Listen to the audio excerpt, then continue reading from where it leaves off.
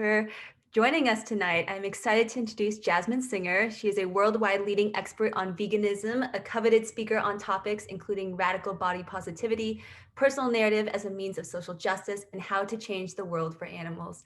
She's the author of the Veg News Guide to Being a Fabulous Vegan and Always Too Much and Never Enough, a memoir. Jasmin also narrated the audiobook for both. Along with animal law professor Marianne Sullivan, Jasmin is also the co-host of the long-running Our Hen House podcast, an award-winning show honored several times by the Webbies that centers around animal rights. She is the former senior editor for Veg News Magazine, the world's leading plant-based media brand, and the longtime love columnist and celebrity interviewer. Welcome, Jasmin.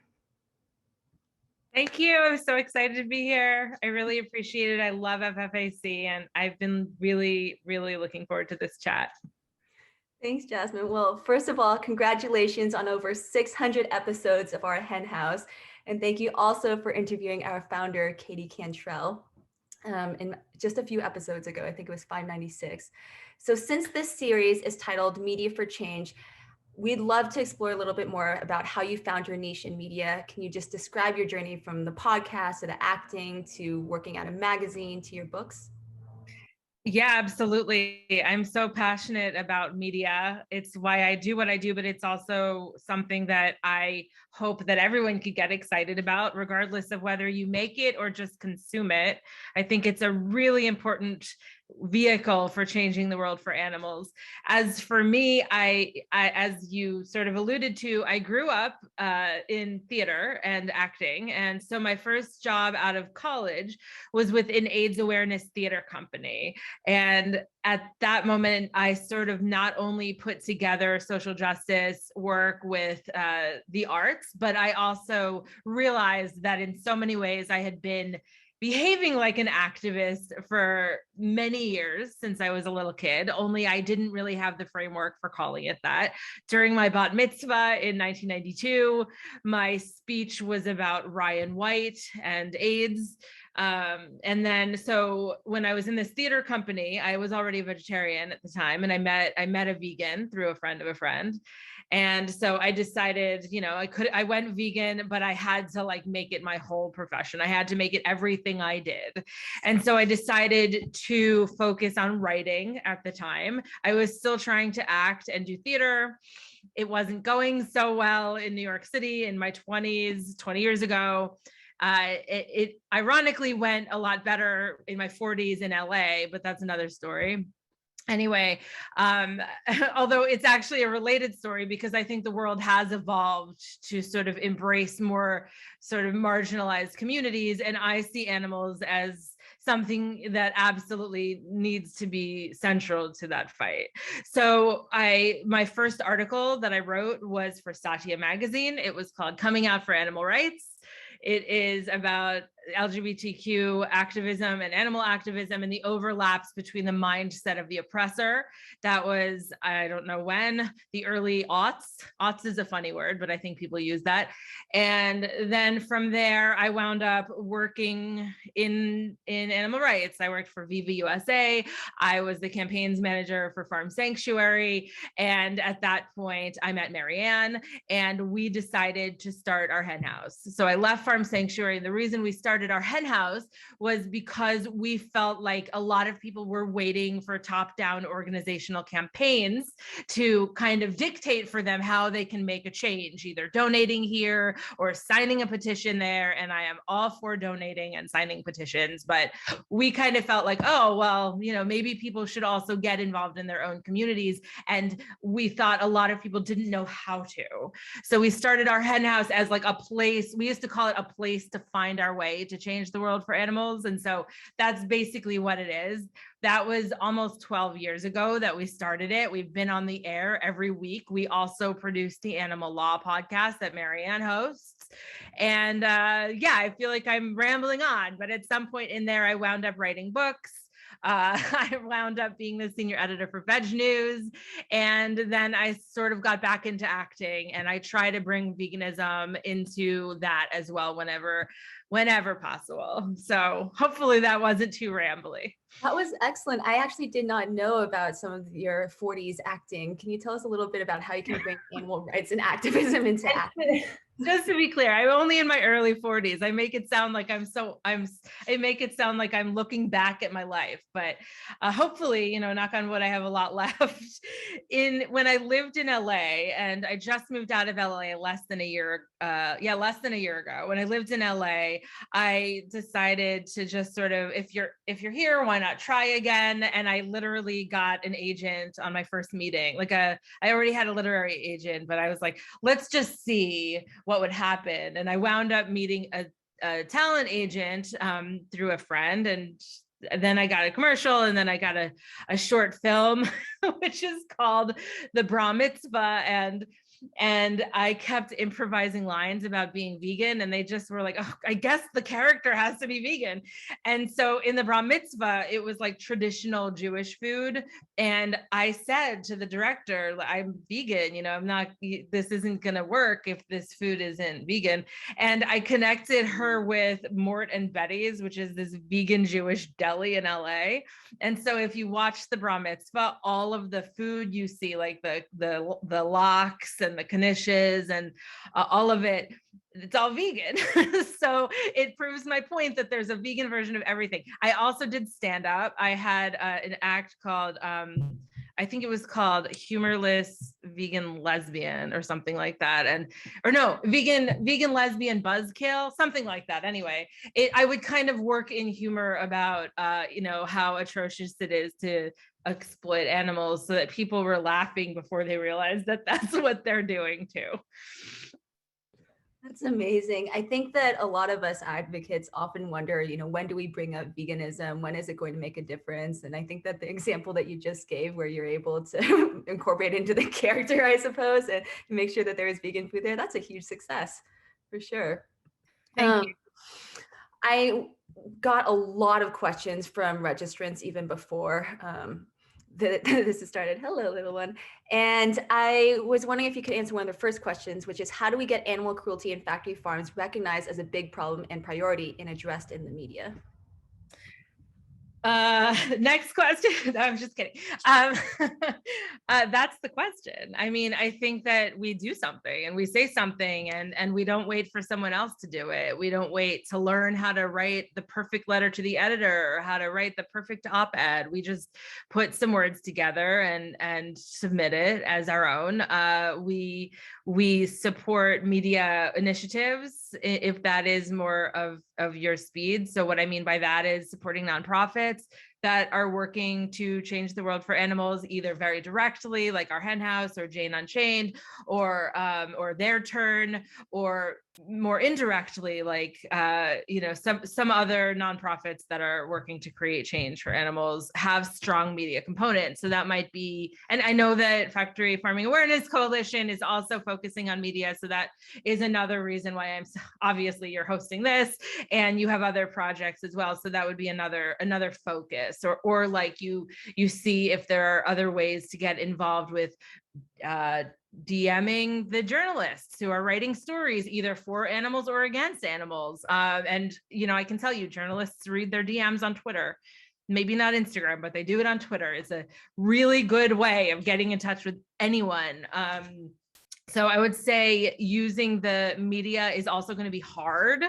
So I have to tell you, I'm moving tomorrow, and so my apartment is completely empty, and we found this cat toy under the couch, and my cat is now just like, all I see besides all of you is like my cat running around like crazy playing with this cat toy. So if you see me going like that, it's like a tennis match. Anyway, I would say that the media is the most important way in, and in some ways it's the most difficult way in, because for some reason they're still not covering the issues that we feel like should be on the front page. But that doesn't mean we don't try. And if you have media instincts yourself, you can actually create media. You can start a podcast. You can create a YouTube channel. You can work with others to focus on one particular element of animal exploitation, whether that's factory farming, or let's say something that's very, relatively easy would be, relatively, but it would be animal testing for cosmetics. That's a winnable fight. So is that something you want to get in on? Fur, a winnable fight? These are things that already have momentum. So I would say choose your campaigns wisely and don't necessarily stick to them, because we also need people talking about the grossest injustice, which is farmed animals who are behind closed doors being abused and slaughtered every second in incomprehensible ways. And we have to shed light on that too. So the point is to figure out the one aspect of media that calls to you the most, figure out the one campaign that calls to you the most, and then create a plan forward. Yeah, that's really sage advice and something we've been thinking a lot about here at FFAC, because what we used to do was primarily the presentations, and then the pandemic really forced us to think about how we can reach more audience members, and social media and our website and our blog and what you're about to see, the Raw and True series, like all of that came about just, I think, really seriously in this past year. So that makes a lot of sense. Um, we have another question around fat phobia, and one of the criticisms of the vegan movement is that it has been actively sizes. And I was telling you earlier on the call, Jasmine, how impactful your writing and your podcasts have been for me. I grew up in college around the time that Skinny Bitch was coming out. I remember all of that. And the question this student is asking, I believe, is what role does fat phobia play in the vegan movement? What has gone wrong in our perception of what a vegan body looks like? And how can you combat that in your own life? Okay, I might ask you to repeat those three sub questions, but let me address the big picture. First of all, I'm really glad to hear this question being brought up. So thank you to whoever asked it. Secondly, shameless plug, I have a feature in the new issue of Veg News called The Big Fat Problem with Veganism, and it is about anti-fat bias and veganism. And to, like, from 1,000 feet high, first of all, I would say that everyone should maybe school ourselves on what anti-fat bias means and how we have benefited from a society that is rooted in anti-fat bias, because most of us have either currently or at some point, and most of us therefore have not actively worked against it. And I recommend the book What We Don't Talk About When We Talk About Fat by Aubrey Gordon. And I recommend my article in Veg News because it covers a lot of these issues. But most specifically, I would say within veganism, a lot of the issue is within the conflating weight loss rhetoric with vegan outreach material. And so, we've all seen it. We've maybe handed it out during leafleting sessions, but there is a lot of there's a lot out there about how if you go vegan, you'll lose weight. Either it's explicitly stated or it's stated because of the very thin people on the front cover of brochures, for example, or in magazines or whatever. So veganism is not about weight loss, and that needs to be directly addressed and confronted and challenged, in my opinion. So this is something that can be very alienating to people. A lot of people, one of the people I interviewed, I'm sure most of you are familiar with, Andy Tabar from Compassion Co. and from Bearded Vegans. I interviewed him for my article, and one of the things he talked about was how when he was doing the Billion Lives tour, where he was doing leafleting across the country at universities and et cetera, at bookstores, a lot of people who identified as fat did not feel like veganism was for them, because they just sort of had in their periphery that this is something that is for a particular aesthetic. And obviously we could have many conversations about what that particular aesthetic might look like in people's perceptions and how we are continuing to push forward that aesthetic when maybe it isn't to the benefit of veganism or to the benefit of the animals themselves. But particularly regarding anti-fat bias, it is very damaging because it excludes people from veganism. It makes people feel they don't belong. It might actually invite some people in thinking they will lose weight when they won't or they don't. And I mean, yeah, you can. Of course, you can lose weight in any possible way, shape, or form, depending, but it's separate from what veganism is. And Can you tell me now, Monica, what some of those other questions were within that question that I might have missed? I just chatted them to you. Oh, you did? Okay. Mhm. Let me open my chat. Okay, there it is. Thank you. Okay, so I see, what role does fat phobia play in the vegan movement? I think I just covered that. There's also a lot of bullying online of larger bodies, whether and that exists within veganism too, for sure. I mean, veganism is in some ways a microcosm of a bigger society, and so the problems that exist within the bigger society exist in veganism. Only what? Because like, aren't we here because we care and because we want to see a different world? If we are here because we want to be part of a better world, then that means confronting some very difficult truths, including how we've benefited from a fat phobic society and how we've benefited from a white supremacist culture to start. What has gone wrong in our perception of what a vegan body looks like, and how can you combat that in your own life? I think visibility is important. So visibility, if you're like a designer, or if you make, if you have any role whatsoever in representation, which is everyone in some capacity, to make sure that you're showcasing a multiplicity of different body types. Specifically to your question, I'll say body types, and also that you intervene anytime you see fat phobia, and it's going to be everywhere. What do I mean by that? It could be very explicit, but it could also be something like a store only carries up to a size XL, and like, what if that's a vegan clothing company? Most only carry up to an XXL. Can you ask them why? And if that's something that they can maybe change, that would be the very basic of it. Make sure your Instagram feeds are full of fat activists, whether they're vegan or not. And make sure that you read literature that explains why this is such a pressing problem. Hopefully that covers it. Yeah, absolutely. I sort of want to follow up now with the question that I asked you about 5 years ago when I saw you at Miyoko's for when you were releasing your first book, Always Too Much and Never Enough. And I sort of started by sharing how impactful it was for me to read that book, because earlier in my life, I'd been hearing from other advocates that they would be leafleting and there would be people saying, oh, you're vegan, like, while they were passing out the leaflet, like, that can't be, your butt is really big, and how hard that was for them as college students to hear that. So I'm wondering if you can reflect a little bit more on where you think our movement and our society is now. And now that your book has been out for about 5 years now, do you have any reflections? Yeah, well, writing a memoir is weird. Doing media of any kind is weird, especially something where you're vulnerable. So that's why I said memoir, or anything where you're part of the narrative.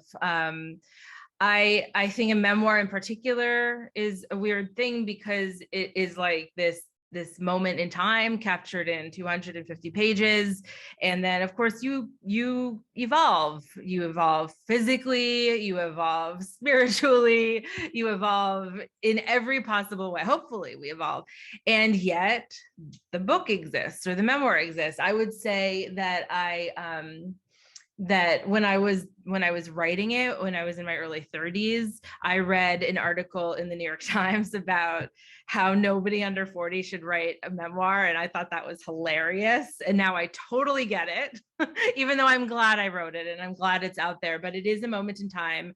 There were pieces of it that were pushed forward by my publisher.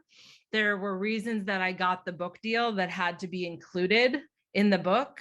I didn't write any of the marketing copy. So I think a lot of people might read the marketing copy and wonder, why I would write such a thing when I didn't. So reflections, yeah, I think I would probably stand by 97% of my book. And I would probably say that 3% or so of it was rooted in who I was then, and that is not who I am anymore. I was with a different partner at the time. I was physically different, and I had not thought through, difficult issues that I have thought through. Just like if I wrote another book now, which I am trying to sell a book currently called What I Gained, then I will probably look back at it in another however many years and say, oy vey. So those are my reflections in broad terms. Was there another aspect of that question that I missed? That was great. And I think that what I'm hearing is that you can just keep on writing memoirs every single decade. Okay. And it sounds like we can expect another one soon. I'm excited to read What I Gained. Thank you. I haven't sold it yet, but it's actually a genre called prescriptive nonfiction. And prescriptive nonfiction is like if a memoir and a self-help book like had a baby. It's basically like every chapter is a standalone essay that ends with like specific takeaways for the reader. And so in What I Gained, I would love to talk about body liberation from a vegan perspective, because to me, veganism is about body liberation. We're trying to not oppress other bodies, so why oppress our own? And part of that is changing the framework of how we love and accept and move our own bodies, everything from sex to exercise to eating.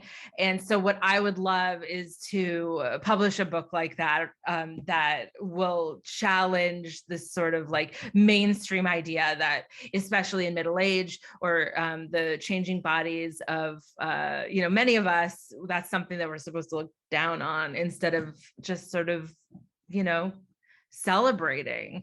So that's hopefully what that book will be about, all from a vegan perspective, obviously. That's fantastic. I saw a lot of nodding there. It sounds like when this book is sold, you have got a lot of fans who will be first in line to purchase it. Thank you.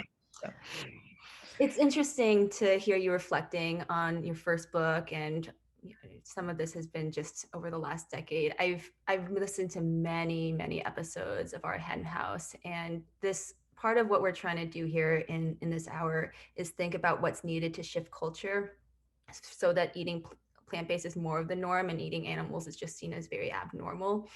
And I'm wondering, because you've been doing this for so long, you've interviewed something like 600 people, what do you think is like the key thing that's needed to shift culture? What do you think the movement has been missing? Well, one of the reasons that I started Our Hen House with Marianne was because we don't know the answer to that. We don't know what's missing. And actually we used to interview 2 people on each episode. So I think we've had something like 1,000 people on Our Hen House. And when I look back at the 1,000 people who've been on Our Hen House, I think, what is the common through line? And I think it's humility and relentlessness. And I think what's missing is,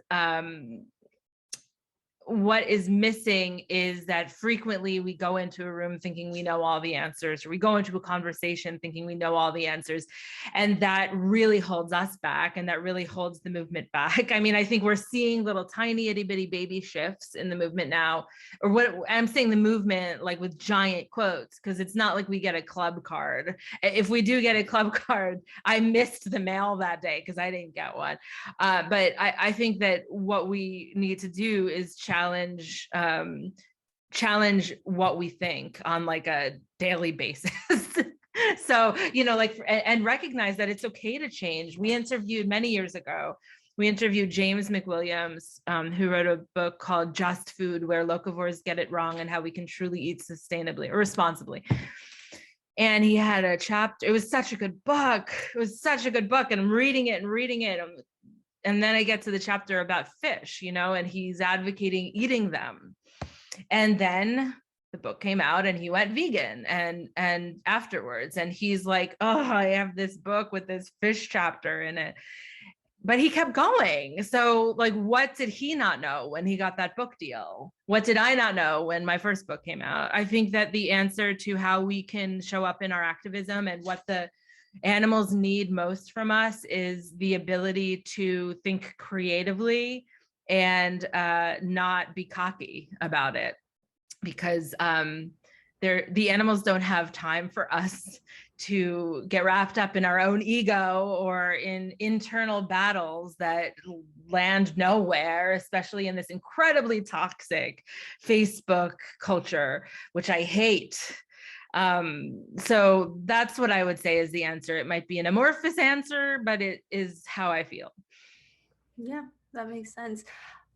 One of the things that Marianne, I believe, always asks guests is, why is it that we are still eating animals when there are so many people who care about animals, who care about farmed animals? Like, how is it that we have this extraordinarily exploitative system? And she always says that she's never found a satisfactory answer. Katie talked about how when we give presentations, you can see a student's, whole world come crashing down, in the sense that, like, what they believe to be just and true, isn't necessarily that. And we can't, just trust that old McDonald's is actually happening. And there are these cows that are, happy on grass with sun shining.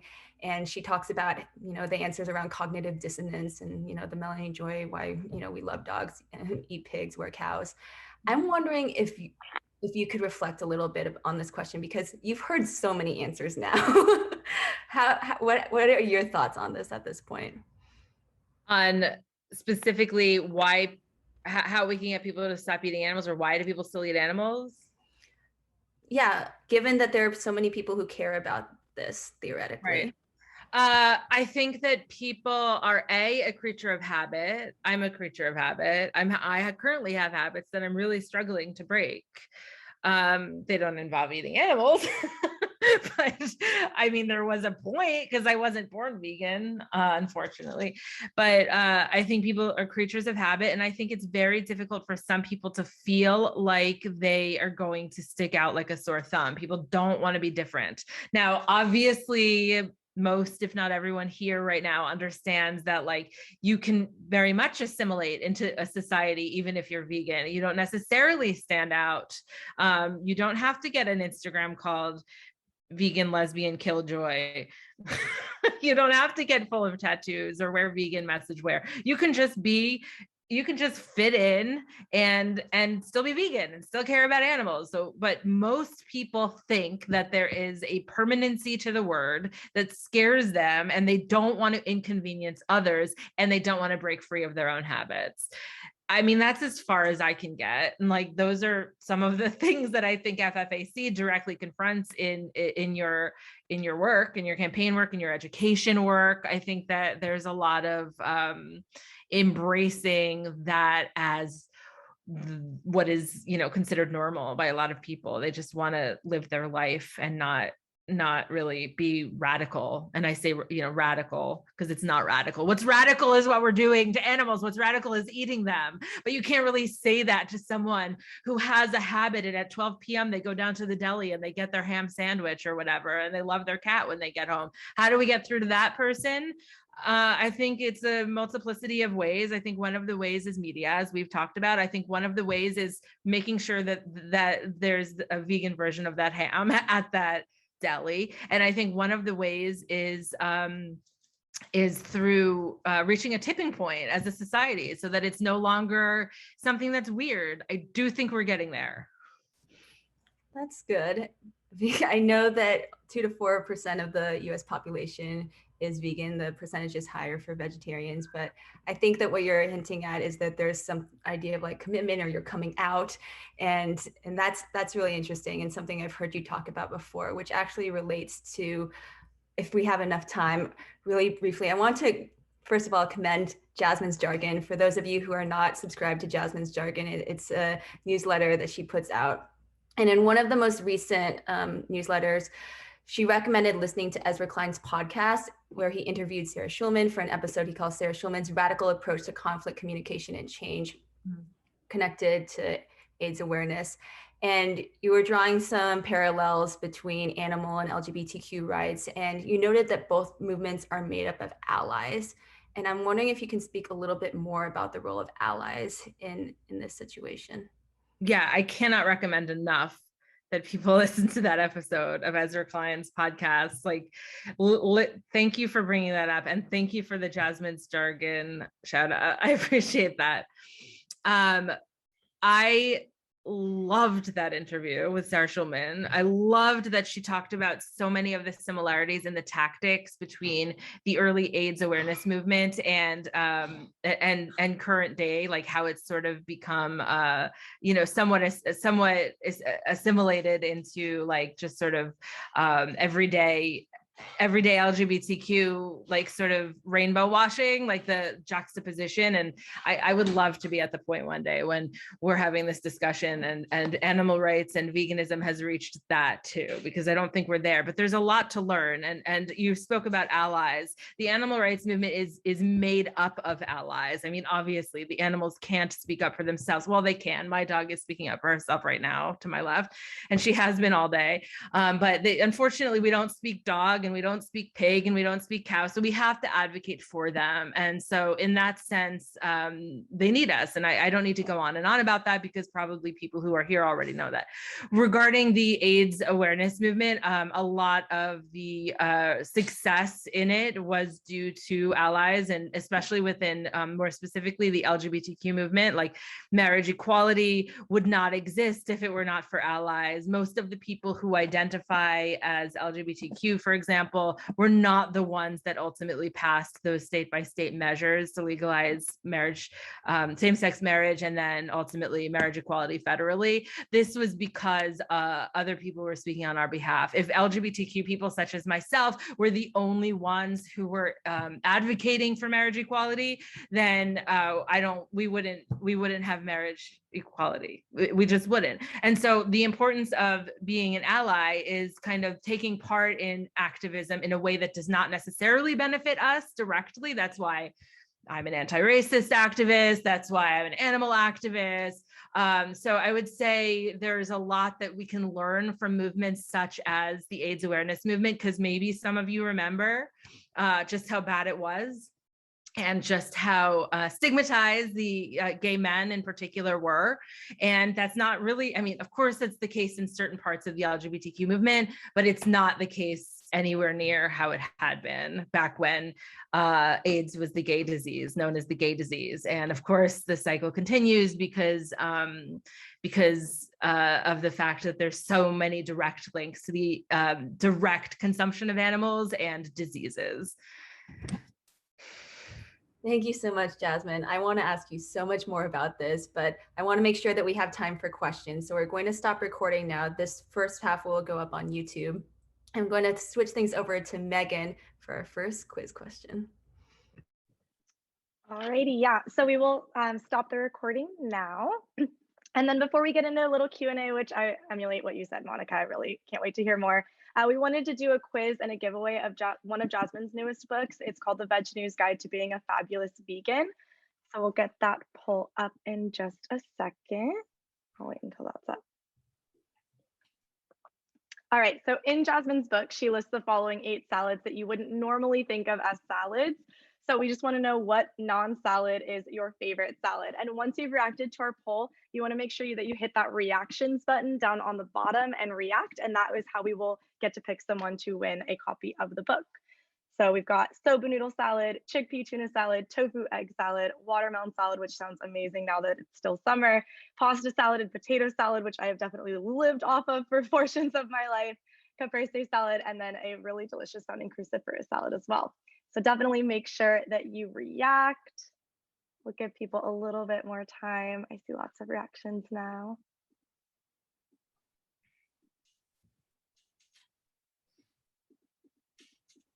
Alrighty, and soon we will have our winner.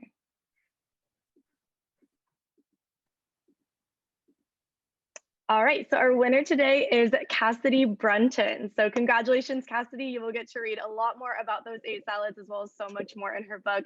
So we'll definitely be in touch with you to get your info so that we can get that sent out to you. So I'm going to go back to Monica for some more Q&A. After the Q&A, we'll have some time to watch the Rotten Truth trailer that we're so excited to release to you all, and then go into those breakout rooms. Excellent. So folks, please be putting your questions in the chat, and then I will be calling on you. So please do that now. I also have a lot of potential questions to go through that were sent by registrants. Jasmin, I feel like you get asked this question a lot, but would you mind answering, what is the best way to build relationships with journalists? Yeah, I sort of touched on that earlier. I think one of the best ways is through Twitter. And I'm saying this, I have to get better at my own Twitter game, to be honest. I give myself a B-, but I think DMing journalists on Twitter is a great way of getting to know them.